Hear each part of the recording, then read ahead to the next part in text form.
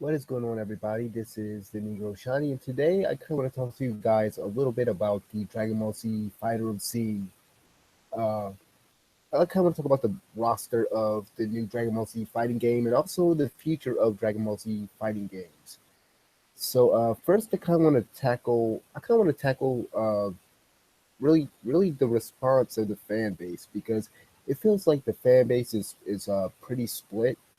It feels like there's one side of Dragon Ball Z fans that are excited for this style of game, this 2.5D. Uh, I guess you can call it a side-scrolling type of fighting game. I mean, there's a side of the fan base that's excited for this, but then there's another side of the fan base that is really disappointed in actually us getting this type of game. There's a lot of people that enjoy the arena fighter Dragon Ball Z games. They enjoy what I like to call Dragon Ball simulators. They want games that are kind of similar to Budokai Tenkaichi and Xenoverse. And for those guys who want those more 3D type of games, they're kind of disappointed. They're kind of disappointed in this game being announced because they want Xenoverse 3 or they want Raging Blast 2, which I don't know why anybody wants another Raging Blast game or another Budokai Tenkaichi. But something that y'all gotta understand is that for one thing, we do not need a Dragon Ball Z game every year. I understand that Namco Bandai is sort of from my understanding, they're under contract to make a Dragon Ball Z game just about every year. But honestly, the fact that we're not getting a Dragon Ball Z game this year is a good thing. You should take that as a good thing because Dragon Ball Xenoverse, whether y'all like Dragon Ball Xenoverse 2 or not, Dragon Ball Xenoverse 2, in my opinion, it was just Dragon Ball Xenoverse 2 was Dragon Ball Xenoverse 5. That's pretty much what it was. It was a half-baked game. They didn't really improve too much on it. And I think giving Spike more time to develop Dragon Ball Xenoverse 3, which I do think that we're gonna get a Xenoverse 3. I do think we're gonna get another game in that franchise. And I think that's what some people some people are scared that we're not gonna get another Xenoverse game. Because a lot of people love the character creation aspect of the Xenoverse games, and to be honest, I'm kind of over that now. I really am because uh, most of the time when I got on Xenoverse, it was mostly Super Saiyans running around and people pretending to be Super Saiyan Blue versions of characters and stuff. I'm over the novelty of that, and also the way they kind of butchered the story in two. I'm definitely like, for me personally, I like the fact that Spike is taking a break for a while, I guess, and I assume that they're working on the third game in the franchise. And if if history if history can teach us anything, is that basically the third game in all these Dragon Ball Z games are usually the best game. Budokai 3, for instance, is held as one of the as is it's held as one of the best Dragon Ball Z fighting games, and similar to Budokai Tenkaichi 3, it is one of the best Dragon Ball simulator games. It's one of the best Dragon Ball arena games that we've gotten so far. And so I think if Spike takes a few years off, because I believe that we're gonna get Xenoverse 3. Like, I believe, and this is what I think Namco Bandai is doing. I think Dragon Ball Fighter Z, for those of you guys who don't know, is being developed by Arc System Works. I did another video on this earlier in the week, but I didn't really go into a lot of detail. Arc System Works are the guys that basically did the Guilty Gear games and stuff, and they make great video games. They make great fighting games, and there are a lot of people that are automatically hating on this game, who I guess they haven't heard of the Guilty Gear games, or any of Arc System Works previous games, because they make pretty awesome games. They make pretty awesome fighting games. They know their stuff when it comes to making a fighting game. So I have confidence in this development team that they can make a great Dragon Ball Z fighting game.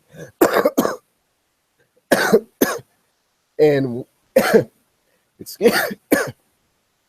man, okay. And one of the things that I think, because I think a lot of people want another Budokai 4, like they want another Budokai game, and there are a lot of people that want a Budokai Tenkaichi 4. And one of the things y'all got to understand is, in terms of making another Budokai Tenkaichi game, it's not going to happen. Unfortunately, from my understanding, Atari shut down, and so I guess all the assets are gone or something. From what someone told me the other day, from what I heard, is that they basically deleted all the assets or something. So we can't really get a Budokai Tenkaichi. We can't get a collection or anything like that, from my knowledge. I could be wrong about this, but that's what I heard. And as far as the Budokai series goes, I think this is the next. Like, I think this is the next big step. I think this is a step in the right direction. I think this is going to be the Budokai killer. I think this is going to be a game that is even better than Budokai series, and it can be played competitively at this point, because it seems like they're trying to make, because I listened to a lot of interviews.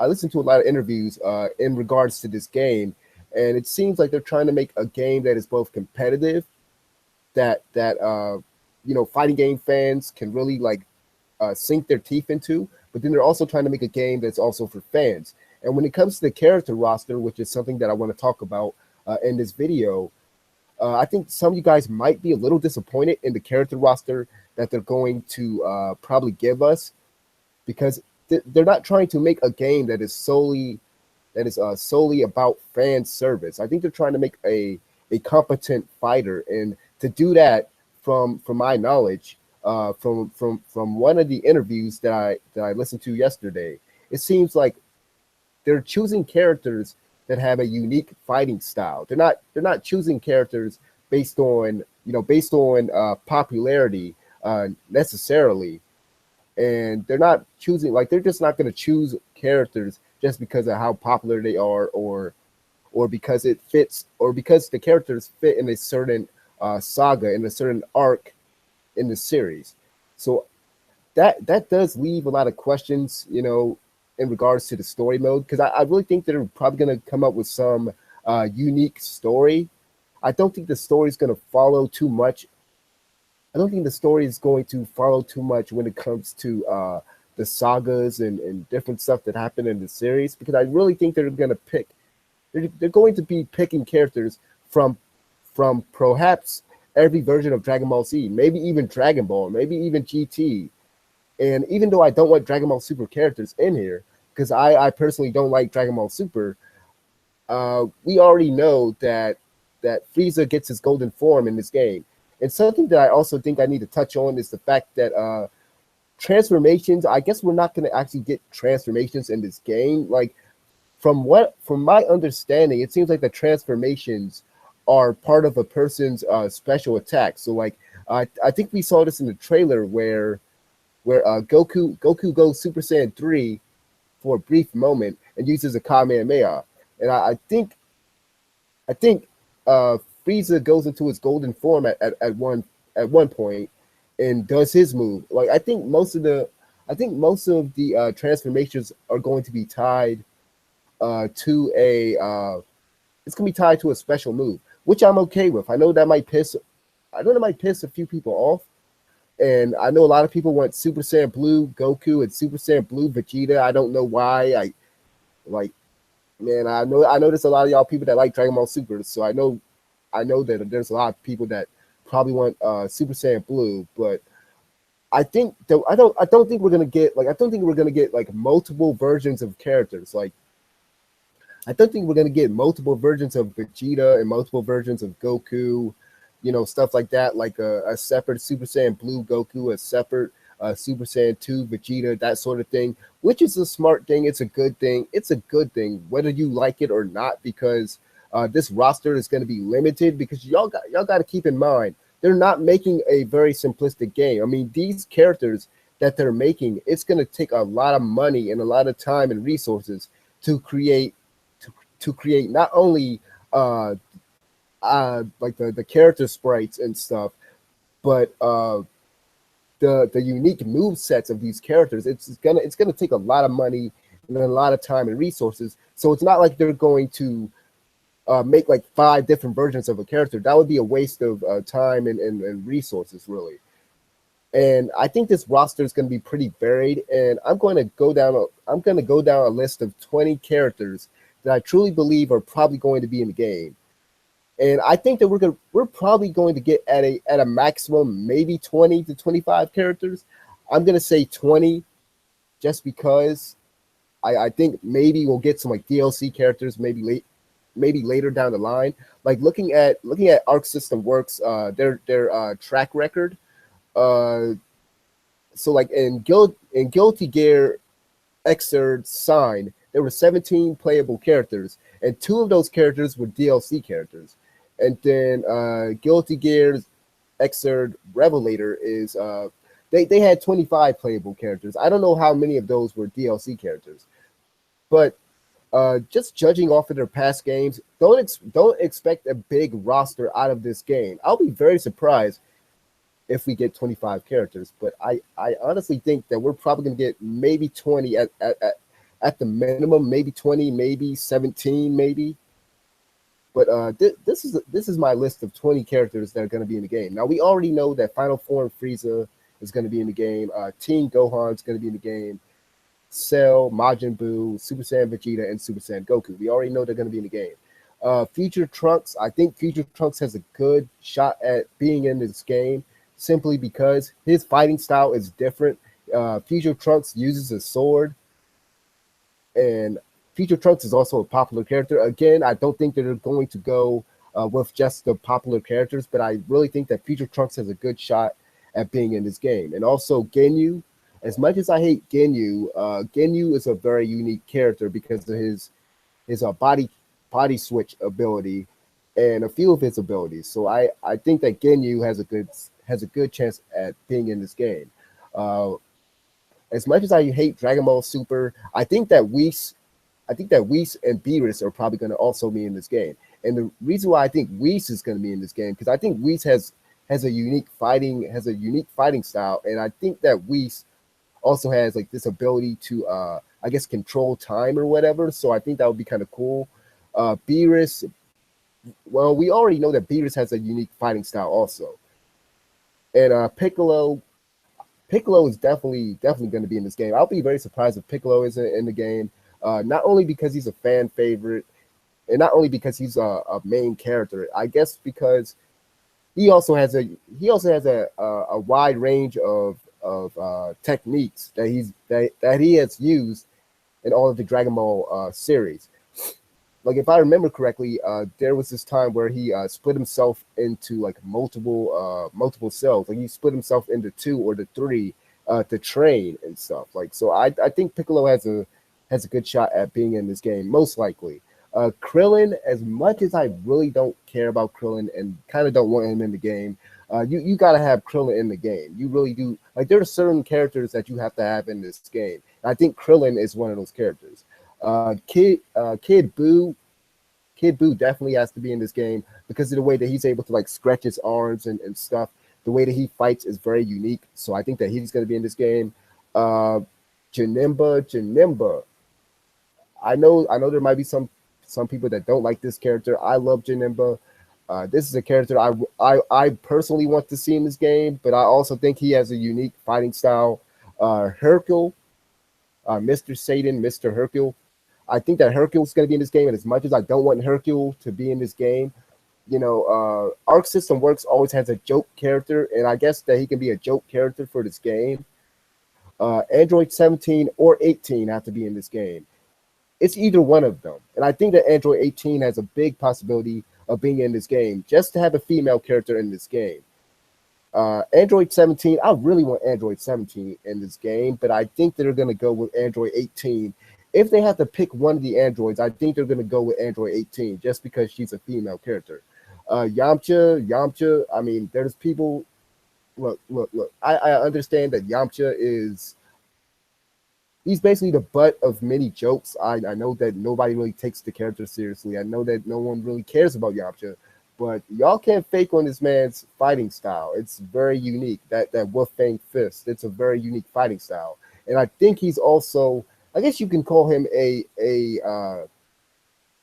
like he's an important character whether y'all like it or not. Like he's a main staple character. I think they have to put him in this game. Master Roshi, and I know this might seem weird because some people might be, I know some of y'all might be thinking, why is Master Roshi going to be in this game?